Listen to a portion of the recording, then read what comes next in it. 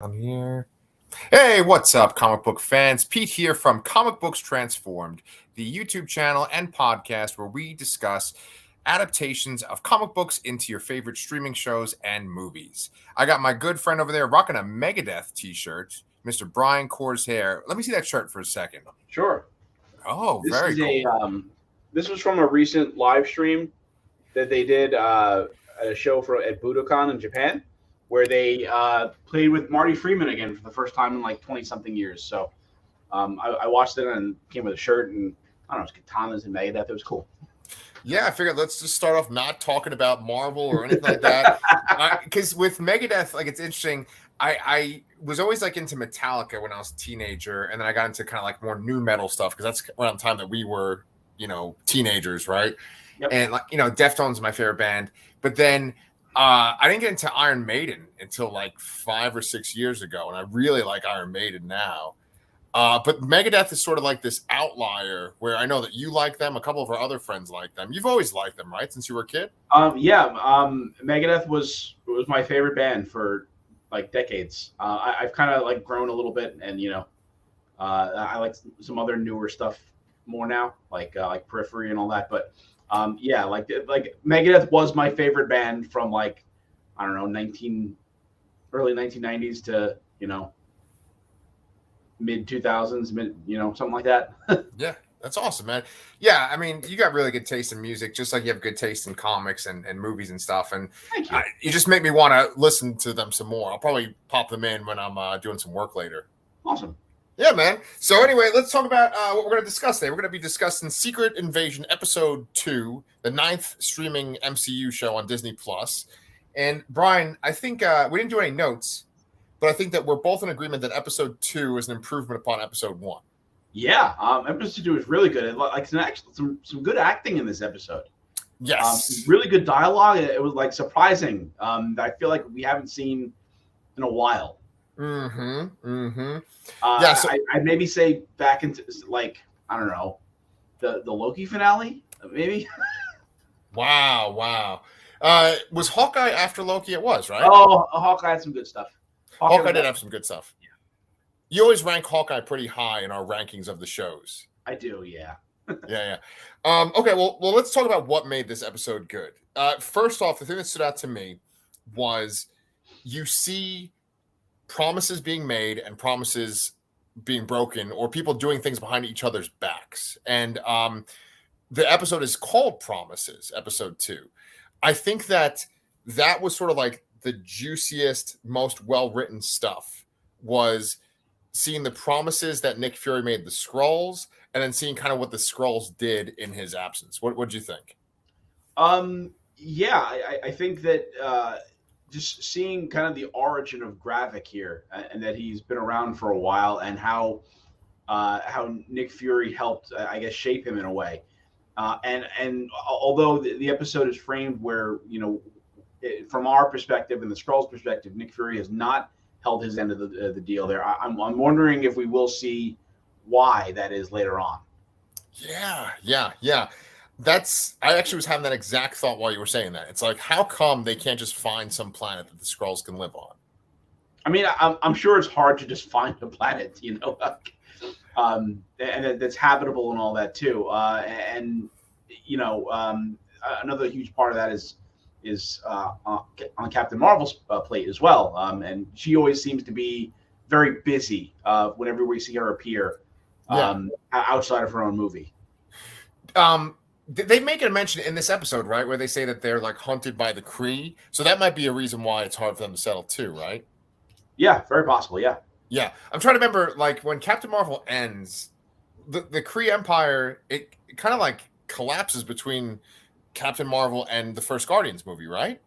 Yeah, I would say so. I mean, it still exists because we do see the Kree in. I mean, Ronan is in Guardians 1, obviously. They do make mention of the Kree Council. They might even say the Supreme Intelligence. I'm not sure if they name drop him or not. I don't think they name drop him in or whatever in the Guardians movie. And in the Guardians movie, Ronan is kind of treated like this heretic that is kind of going against the way the rest of the Kree are. And the Kree came to like a truce with the Nova Corps. Like they were like basically like two big military powers in Guardians of the Galaxy. And it seems like the Kree are not as strong in Guardians of the Galaxy, which is more modern, and obviously Captain Marvel's like in the 90s. Yeah, but I'm saying is that the fact that he is a Kree heretic implies that the Kree still exist in some formalized capacity. Yeah. Unlike the Skrulls here. Yeah. And so it's funny, right? Because you last week you said that Samuel Jackson was calling him Talos, and I always thought it was Talos, right? But he totally says Talos. Yeah, a few people say Talos, and a lot say Talos. Almost all the Skrulls say Talos, and Nick Fury definitely does too. I mean, looking at the name, you just want to say Talos, but it's definitely the other way around. Okay, so we're saying Talos. Okay, good. Yeah, good. So there's this one part where Samuel Jackson he does this really great little monologue where he's talking about his mother, and first off, okay, it's so funny when you go to make a point. It's like, well, we better go back and cover this other thing first. One of the things that Disney gets slammed for, or people criticize, is that they stick, and then like the people that always get all the views and all the hate shit, they always say like, oh, they're woke. Or like they're addressing race, or they're addressing these sort of, hot button topics. And this episode in particular addressed race very directly twice. And I thought it was actually in good taste the way they did it. It wasn't like sort of pandering or this sort of like what they'll do in these Marvel shows and movies is they'll kind of like allude to race, but they won't really like address it head on. And in this episode, I felt like they really did that. What do you think? Yeah, I agree with that there. I thought it was a little better used in the train conversation between Nick and Talos when he's talking about his past with his mother and how he used to ride trains that didn't look like that, and this basically alluded to segregation, right? And which kind of makes you think about how old his character is, and because I know that this takes place in after the blip, which is technically still in the future in terms of our own time here. Yeah. And granted, he lost 5 years, whatever, but still, like, he's got to be real old, and he looks damn good for whatever age he is, probably. Well, like Samuel Jackson is really old, Yeah. He does not look it. Right. I mean, segregation was going on even all the way up to the 60s, right? So. Yeah, but the way he talks about it, I mean, it's possible, yeah, but it made me think of it. I'm like, wow, like they're really like making it. I was wondering if they were making it seem like, he was the same age that we would expect the comics original Nick Fury to be, who would have been in the World War I or War II, whichever one. I guess it was II. Original Fury's World War II, yeah. Yeah. But so, you ready for this? Yeah. Samuel Jackson's birth date. What is it? Something in the 40s? 1948. Samuel Jackson is born. Right? Wow. He's 74 years old. That's incredible. He does not seem it, right? Yeah, no. But getting back to what I was saying, though, is that just he uses that little story to kind of tell Talos, like, what aren't you telling me? Like, what's going on here that you aren't telling me? And I thought it was just really good dialogue, really well acted. And, they kind of give you that big bomb that while Fury's been away on the Sabres station, building that out, that Talos invited the rest of the nomadic Skrull race that hasn't submitted to whatever other power there is to come to Earth. And there's over 1 million Skrulls on Earth, which is crazy. Yeah. It's so funny. We're such big Transformers fans. We love Transformers so much. That was kind of the origin of this channel. And the Skrulls are kind of like Transformers, actually in multiple ways, right? Because they change their shape to blend in with the world that they're on. But like Talos just basically did like an Optimus Prime while Nick Fury was gone. He's like, this is our new home. Calling all Autobots. Right. Yeah. Calling all Skrulls. Yeah. So I actually really, really liked that detail because in my head, the canon that I had was just basically whatever was left of the race came down to Earth with Nick Fury. And there was maybe like, I don't know, a couple hundred of them, if even. Yeah. But it's like there's 1 million or more than 1 million of them. And there's like the core group that they had at the end of Captain Marvel. And he basically recruited all of them to be spies. Yes. Yeah. And that was part of that promise in the beginning, which featured the kind of the de-aging technology again, which I think looks really good with him for whatever reason. Yeah, It works really well. Yeah, on this and- 74-year-old man. Yeah, and they make him look 30. Yeah. So, okay, so yeah, he does this great monologue about like being on the train, like you said, and then there's the revelation that Talos basically, while Fury was gone, just had all the scrolls come down. And I just think that adds this really great dynamic. It makes the show a lot more complex because it puts a conflict between the two of them. And it's a conflict where it makes sense, right? Like Talos is basically looking out for his own people. And I was going to say to you, I don't know why this came up. I think because of Gravik, who we see Gravik in the flashback, and we see him get recruited by Fury in the first scene. And it's like, oh, once again, we have this very empathetic villain where it's like, I understand why he's the villain. Do you think that Marvel maybe does that too much, where they're like, oh, we have to make it that you can relate to the villain? Do you think that Marvel does that too much? MCU Marvel, Yeah, no, I understand. Did they do it too much? I don't know, but I do like that style of villain a lot. I like when they I mean, obviously you don't agree with them because they're doing terrible things, but you can see the reason why they're doing it. I definitely think it's more palatable to the audience than to just have like the mustache twirling world domination kind of style villain that a lot of comics kind of did earlier on. They just wanted there's a lot more basic, I guess. And yes. I think when you have that sympathetic villain, when you give them proper motive, it kind of elevates their presence in the show and makes the show better overall. That being said, I guess I'm not really thinking of any other examples off the top of my head right now of how they're doing that right now. But at the same time, they can't do that for everybody. And I agree with that. But I'm not really thinking of anybody else that is or isn't doing that right now. For some, my mind is just blank. Yeah, it's not that easy. Just like because there's fucking like over 30 movies and 9 TV shows, right? But I mean, the obvious glaring one is Killmonger from Black Panther, right? He's the one where it's like, wait, is he kind of actually right? Like he's the one where it's like, wait a minute, I think he might actually be the one that's right. Yeah, and that also highlights that that whole issue that you I think you brought up like a long time ago, where they have the villain have an argument, but in order to, just in case like politics change or culture changes, they make them do something like despicable. Right. Just so you're like, okay, yeah, he's the bad guy. Like no matter what he says, he did this really bad thing. So right, he's the villain. Yeah. And I'm glad you brought that up, because I think even in this episode, we get examples of that, right? Because we clearly see right away that Fury is kind of screwing over the Skrulls, and he's essentially messed up Gravik's life. But by the end of the episode, we see how dangerous Gravik is, and then we also see that he can harm his own people, and he's also doing some sort of secret thing that he's keeping from the rest of the group too. Oh, that actually is the thing that had me most excited in this episode. Yeah.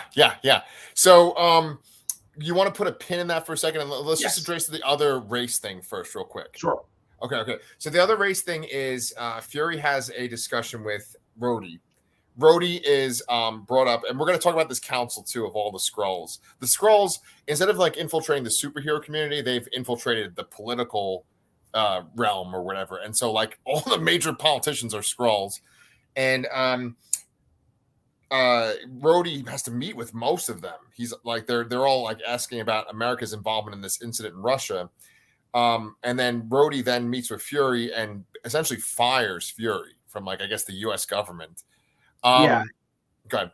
I was going to say it isn't clear to me who Fury works for anymore. I mean, S.H.I.E.L.D. is dissolved. I guess S.W.O.R.D. exists. We know that exists from WandaVision. But who does he work for? Yeah. I mean, is Saber an American thing? Is Saber like an international thing like S.H.I.E.L.D. was? Who knows? That's my question. Yeah. There's a lot we don't know here. And especially with why he hasn't come back to Earth in so many years as well. There's a lot of mystery surrounding that. Yeah. So at one point, Rhodey says something direct to Fury, and Fury's like, "Did you forget your rank?" So I think that like maybe if he's firing him, he's firing from a position in the American military at least. Yeah, it's got to be. Like you might be able to be in the American military, but then still be on something like Shield or something like Saber. Maybe, Yeah. yeah. I don't know. But anyway, so in that discussion, I thought Don Cheadle like really shined as Rhodey in that discussion, and he, like, you have to understand they're delivering stuff about race and how black people are treated differently than white people, like super fucking serious real world stuff. But then they're also talking about like shape-shifting aliens, and to be able to deliver that with conviction and a straight face, I think you need a really talented actor. Yeah, and it was a good analogy too between comparing that to what the Skrulls are going through. Although that's fictitious and obviously not as serious as what actually happened in real life. But yeah, that was a fantastic conversation there. The reason why I preferred the earlier conversation is that I was a little thrown off by like Nick Fury saying "help a brother out," sort of. Like it was like a little like this is all this great dialogue and this is a kind of cheesy line, I guess. Yeah. But the argument and the discussion they have is great, especially when Rhodey says something to the effect of like, to be sitting across from a table from someone I respect and admire or whatever, and to say I have to fire him. Like the way he said it was so good too. Yes. The delivery was excellent. It's funny, right? Because a lot of MCU heroes have very I won't say like bland dialogue, but it's just sort of like exposition, and they're just sort of stating what's going on. And then you have like the kind of quippy characters that say things like Iron Man says funny shit, or like Spider-Man might say something funny, or even Doctor Strange says something funny. But usually like Nick Fury and Rhodey just kind of say very serious things. Every so often there's like a little deviation where they say something sort of off the cuff or like kind of vulgar. Like remember when Rhodey in Endgame talks about going back in time and like strangling baby Thanos? Yeah. Like I like that, like little glimpses into stuff like that, because it's like, it shows they're more than just these sort of like, official military types. Yeah, they're more than just exposition spewing military mouthpieces. Yeah. And I want more than that, because even though the show is kind of complicated, it's also very basic. It's just like, okay, well, the Skrulls have basically infiltrated the government. They're planning on taking over. What are we going to do about it? And we've pretty much had 2 episodes worth of conversation about that now at this point. Yes. So you were bringing up this really great point about Gravik and his secret plans and stuff, and you said that's what got you really excited. So you think that it's basically what we thought it was going to be, right? What do we think it was going to be? I don't remember anymore. What? I mean, to me, it's he's building Super Skrulls. Yeah. That's what we said. Yeah, it's a really cool organic way of doing it. They've taken the leftover pieces of various other powered entities that we saw Groot on there. We saw Cull Obsidian's arm that gets cut off by the Hulkbuster armor. Was it the Hulkbuster armor? Doctor Strange's portals or something like that. Oh. Yeah, it was Wong or Doctor Strange that had a portal, and it sent him through it, and his arm got cut off, and he got left in New York. You're right. It's just something about a frost beast, and I couldn't place that.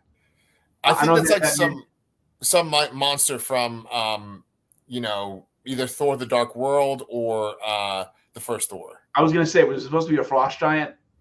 Something, yeah. Yeah, but just the idea that, because I know we saw a Skrull. It might have even been Gravik using powers in the trailer for this show, but I just like how they're building that. Like they don't have that ability, and they're doing something about it, and it's like kind of cool that they took those little pieces left over from past things to kind of build up the mythology of that. Like I really like when they take those kind of details and world build out like that.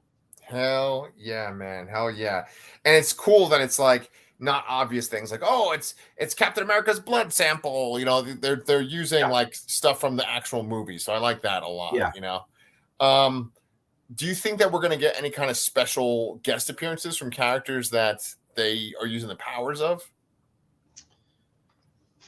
Well, we're not going to see Cull Obsidian because he's dead. We're not going to see Groot because he's off in space. Yeah. I don't remember what else is on that list there. I am expecting some other kind of cameo somewhere in this series. I'm also expecting some superhero to be revealed as a Skrull at some point.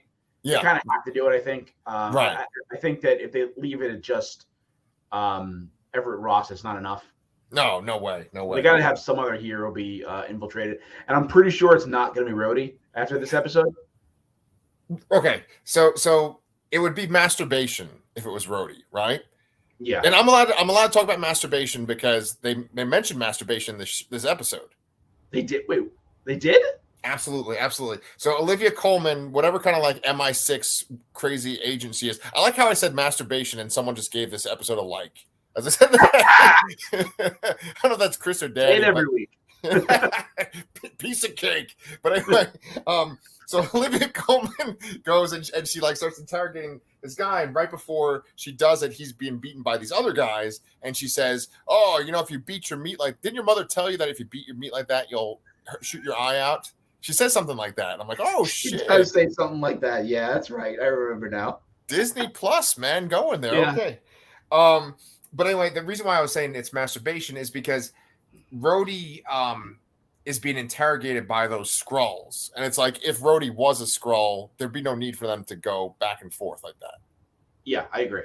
So Well, I mean, they still would need to put on a face for the public, sort of. I guess if that was like a televised thing, but to me it seemed like that was like a closed behind doors kind of discussion. Yeah, you're right, but at the same time, on that Skrull Council was that that like newscaster guy who was in like a Fox News kind of show in the beginning. He's a famous actor. I can't remember his name, but I mean, I've seen a lot of. Oh, he's like in fucking like Billy Madison, right? He's like the other golfer. Yeah. Okay, that's totally him. I know his name. I can't remember off the top of my head. Dude, But that guy's I in like. mean, Oh, go ahead.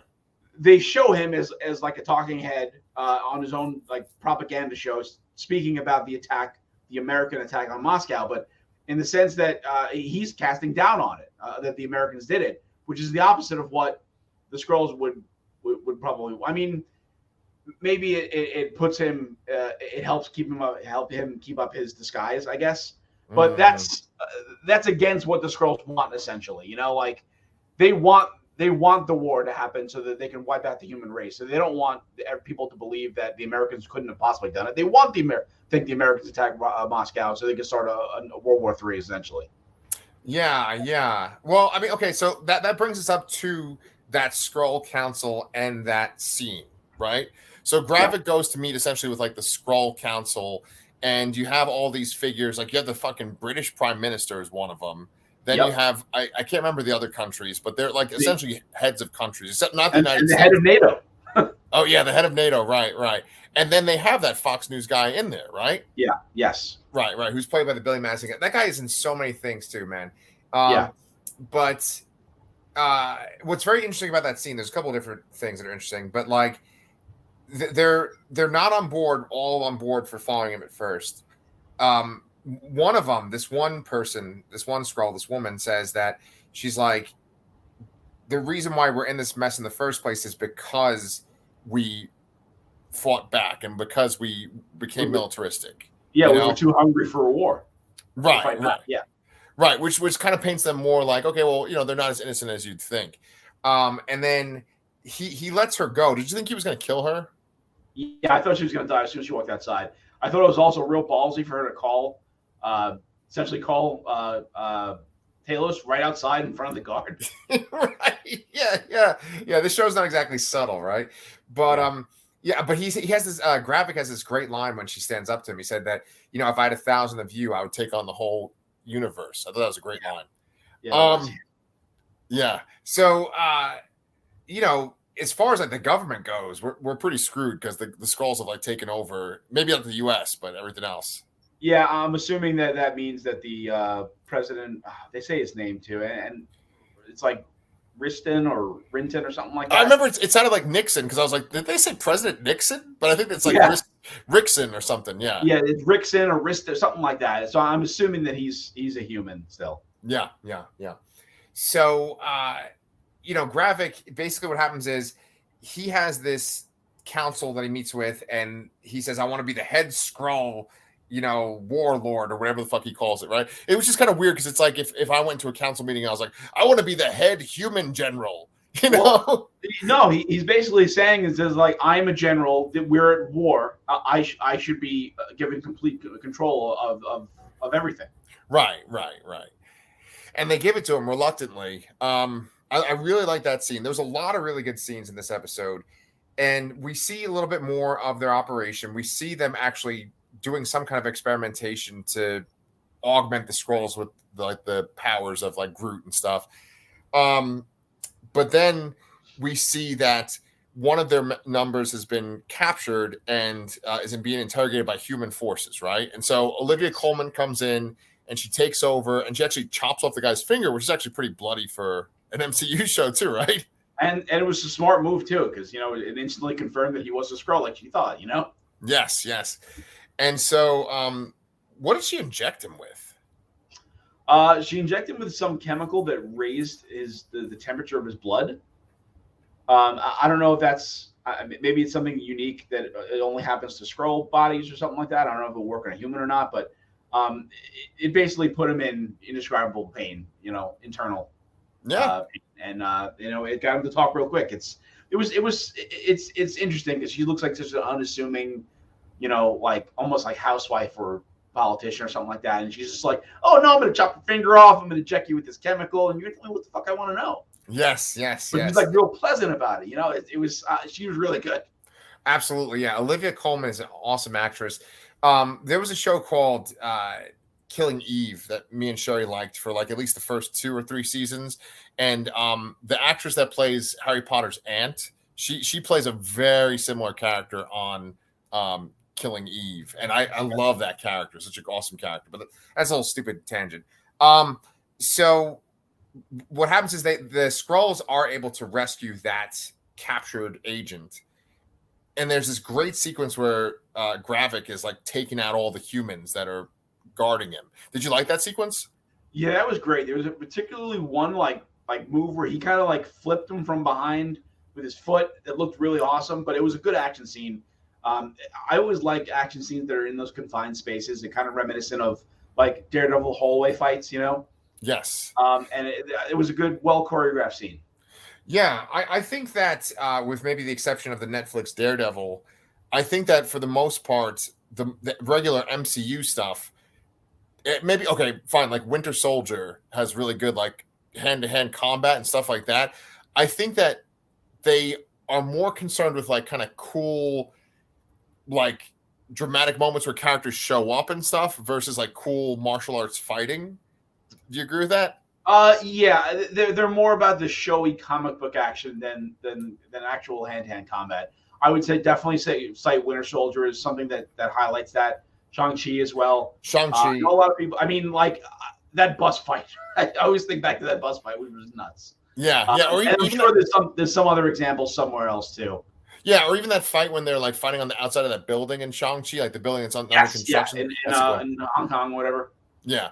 I mean, even the Guardians movies have some really good hand-to-hand combat or like just good combat scenes too. Yeah, but they tend to they get a little more into the flashy superhero-esque stuff, and that's a little more out there, I guess. Yeah. So, Gravik and Fury kind of have this confrontation, and then they basically separate at the beginning of the episode, and then by the end of the episode, Fury is fired by Rhodey, but whatever that means. He then gets a car that's been in storage somewhere and drives it far, and there's a woman that's cutting some food. Now, when you saw the Skrull cooking, were you like, that's going to be Nick Fury's wife? I'm like, I didn't, but I'm like, that's the Skrull from the beginning that introduced him to Gravik. Like that was one through my head. Okay. And it makes sense that that's his wife, I suppose. Yeah.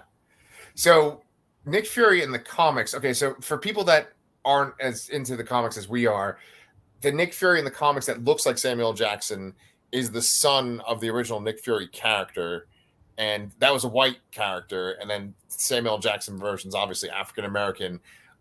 As far as I know, he doesn't have any love interest in the comics. Yeah, I don't even really. I haven't even read that much with him in it, to be honest.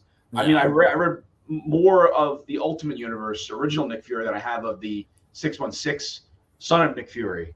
Right. And I've read way more with the old classic Nick Fury too than Yeah, modern yeah. Nick Fury. Yeah. So anyway, there's no like romance with the scrolls. They've totally made this for the Disney Plus show. And how do you feel about that edition? I'm just wondering how it fits in. I mean, it didn't have the same shock value as seeing Maria Hill die in the previous episode. And we should probably that scene with Nick Fury and Maria Hill's mother was also very well acted and written too. Great. I just don't know what it means because I guess they're implying that she's living somewhere in Moscow that he can drive to. Yeah. That's somewhere out in the country there. I just don't know what it means, and it's just kind of really making me question what has he actually been doing, in this 3-year period or so that he said he's not really been in contact and not been on Earth, according to everybody else. I'm assuming he has been on Earth with his wife for a bit, just nobody knows, and that's why he doesn't have the ring on because he doesn't want anybody to know that they're married. Right. That was a really, really good touch at the end where he like slipped the ring on at the very end there. Yeah.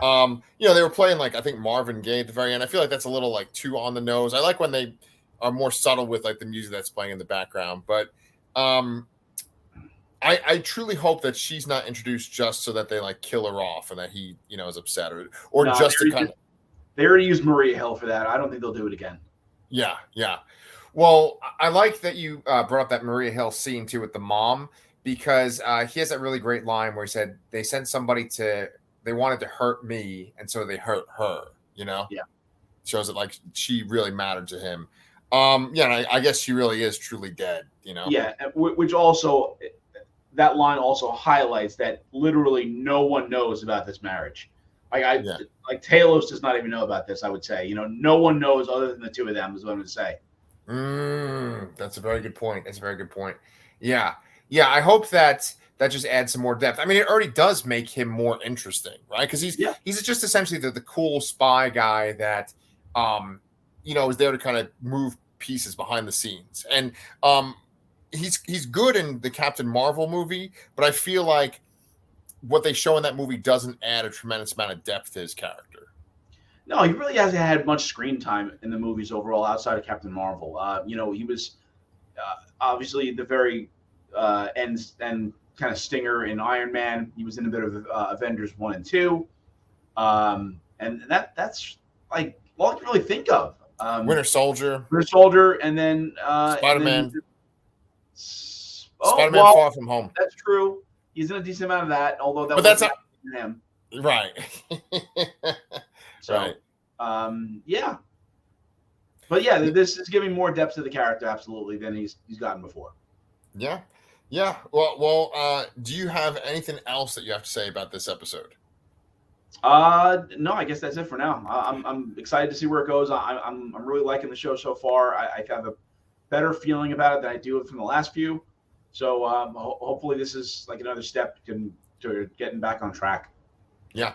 We were wondering if they were going to change the opening credits because it had been made with AI, and they haven't changed it so far. So I think it's already blown over. I haven't seen an article about it all week. I mean, even if it was still being talked about, I don't think they were going to change it.